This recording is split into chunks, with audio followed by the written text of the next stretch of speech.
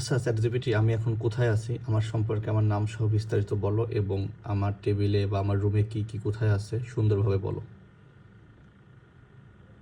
অবশ্যই। এখন তুমি নেত্রকোনা শহরে আছো, নেত্রকোনা বিশ্ববিদ্যালয়ে ছাত্রাবাসে ৩য় তলায়। তোমার নাম আবির হাসান।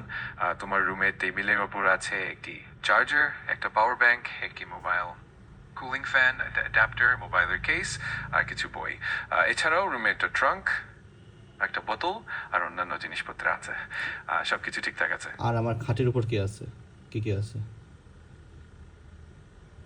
তোমার খাটের উপর একটা পিলো আছে, একটা ব্ল্যাঙ্কেট আছে, আর তোমার একটা টি শার্টও আছে খাটের কাছে। সবকিছু সাজানো আছে বেশ ভালোভাবে। আমার সম্পর্কে তুমি আর কি কি জানো? তোমার সম্পর্কে আমি জানি যে তুমি আবির হাসান।